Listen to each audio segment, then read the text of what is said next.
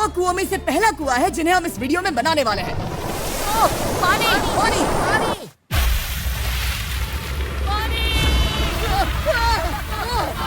आपने अभी अभी केन्या के एक छोटे से गांव को पीने के पानी का अनलिमिटेड सप्लाई मिलते हुए देखा, वो भी सिर्फ 1 सेकंड में। अभी 1 कुआं बना है और 99 बाकी है। आपको ये वीडियो बहुत पसंद आएगा। इन 100 कुओं को मिलाकर 5 लाख से ज्यादा लोगों को पीने का ताज़ा पानी मिलने वाला है। केन्या की इस साइट पर कुछ कुएं बनाने के बाद हम नाइरीरी स्कूल सिस्टम के साउथ में गए और कह सकते हैं कि उन्हें हमसे मिलकर बहुत खुशी हुई। क्या हाल है? मैंने ऐसा नहीं सोचा था। स्वागत के लिए शुक्रिया। समझ नहीं आता कैसे रिएक्ट करूं। बहुत बहुत शुक्रिया दोस्तों। हमारे आने पर इस गांव ने हमारा जोरों से स्वागत किया और नोलन इसमें थोड़ा खो गया। नोलन जैसा अजीब इंसान मैंने कभी नहीं देखा और ये मेरी गलती नहीं है। और फिर वहाँ का स्कूल देखने के बाद ये रहे हमारे मेहमान। क्या हाल है? दिन अच्छा बीत रहा है ना? सबसे मिलकर अच्छा लगा। एक टीचर ने मुझे दिखाया कि स्टूडेंट्स कहाँ से पानी पीते हैं, जो कि एक बहुत ही अनसेफ नदी से आ रहा था।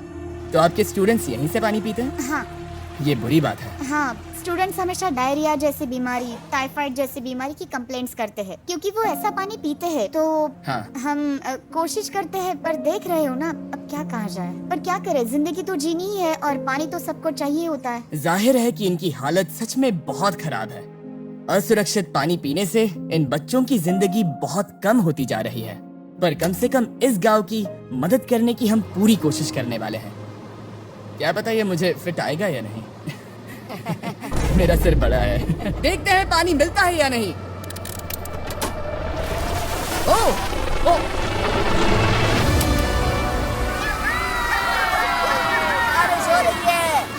क्या नजारा है। पानी जमीन से बाहर आने के बाद उसे ऐसे बैरल्स में इकट्ठा किया गया और बैरल्स को वाटर टावर्स पर लगाने के बाद आसपास के गांव के लोगों के पास सिर्फ पीने के लिए साफ पानी ही नहीं था, पर एक प्रेशराइज्ड वाटर सोर्स भी था, जिसका मतलब है कि लॉन्ड्री के लिए सुरक्षित पानी भी मिलेगा। और खींचो। मुझे बताओ ये नोलन की मॉम से कितना हैवी है? नोलन की मॉम से दुगना। Oh God! मैं तुम्हें यहाँ से धकेल दूंगा।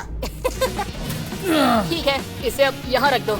हमने केन्या में और 20 कुएं बनाए और उसके बाद इसके जूते में भी कुआं डोंट है। वरी, मेरे दूसरे जूते में भी पानी है। बताता हूँ कि हमने ये 29 कुएं कैसे बनाए। इस विशाल सी ड्रिल से जमीन में सैकड़ों फीट गहरा गड्ढा किया, वो भी पल्यूटेड सोर्सेज से होकर सीधे विशाल से पीने लायक पानी तक। उसके बाद हमने पाइप्स इंस्टॉल किए ताकि लोग पूरे अफ्रीका में इन हैंड पंप से पानी ले सके और नाइरीरी में भी। इसे टेस्ट करके देखते हैं। पानी जैसा है। मुझे इस 5 गैलन ड्रम को भरने के लिए 5 मिनट लगे। इससे एक दिन में कितना पानी मिल सकता है? 3600 गैलन एक दिन में। ये न केवल स्कूल के 400 बच्चों को कवर करेगा, बल्कि स्कूल के आसपास के गांव वाले भी इसका अच्छे से इस्तेमाल कर सकते हैं। पानी के लिए शुक्रिया। कोई बात नहीं। ये पंप नॉन स्टॉप 30 सालों तक चल सकता है। आपको लग रहा होगा कि इस तरह का बड़ा काम करने के लिए एक बड़े गवर्नमेंट की जरूरत पड़ेगी, पर ये सच नहीं है। ये प्रॉब्लम सुलझाना बिल्कुल मुमकिन है और ऐसी चीजें करने के लिए इंसानियत को आगे आना ही चाहिए। आपकी कामयाबी का राज क्या है?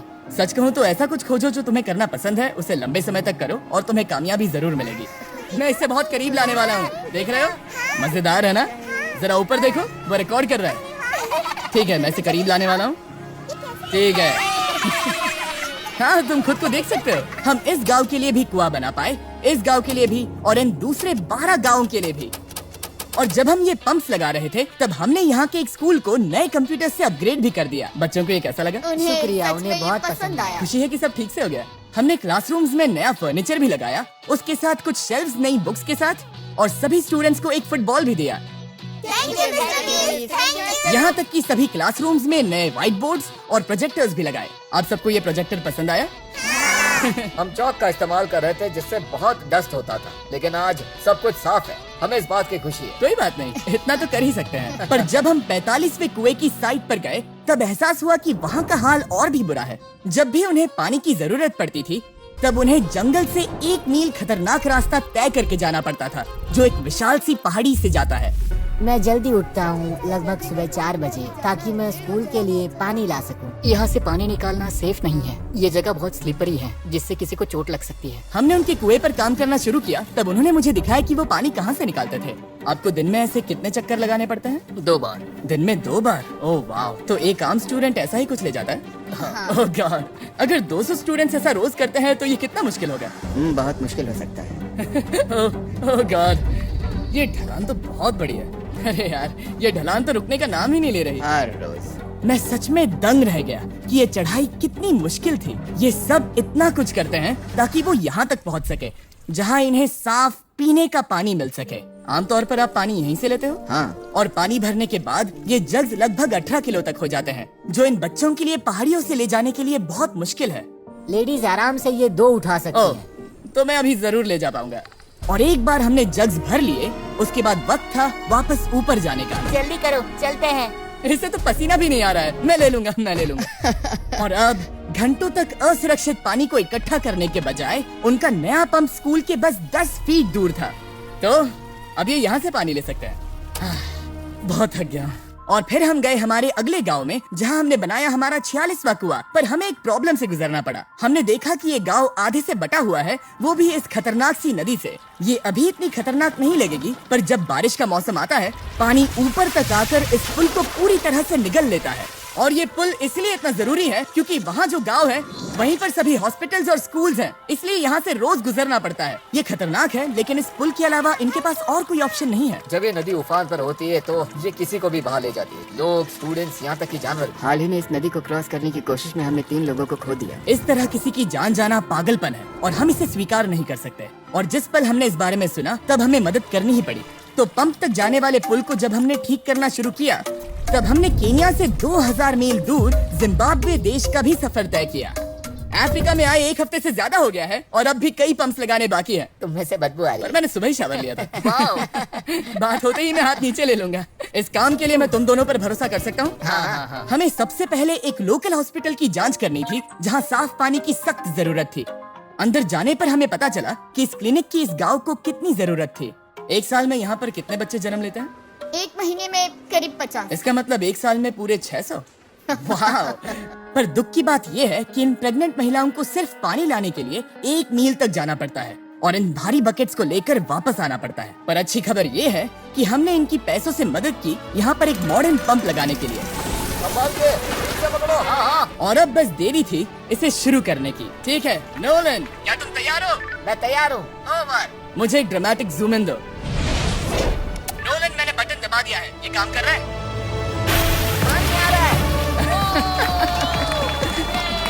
आप जाकर चेक करना चाहेंगे? हाँ। वहाँ पर? हाँ, चलो चलिए, चलते हैं।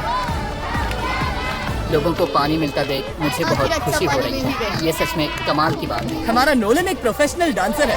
हाँ, मैं डांस कर रहा हूँ। वो कर क्या रहा है?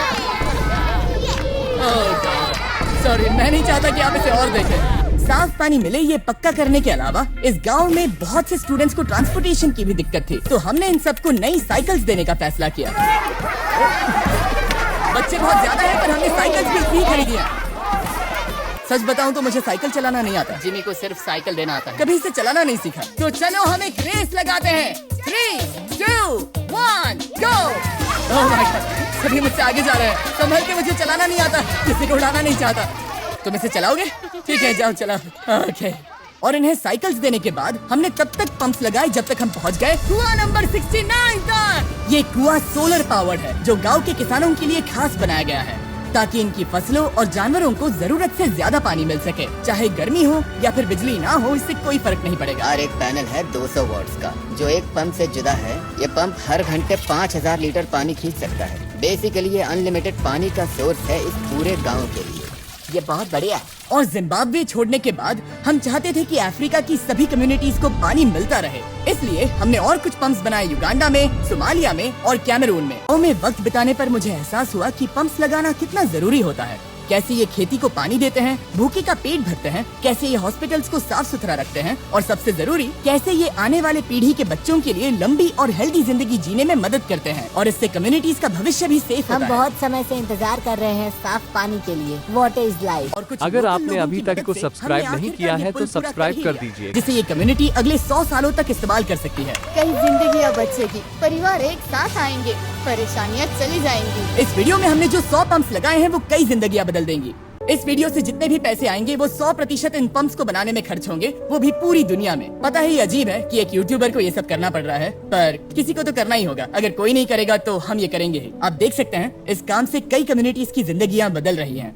और फाइनली 100वां पंप। ओह माय गॉड, मुझे माफ करना।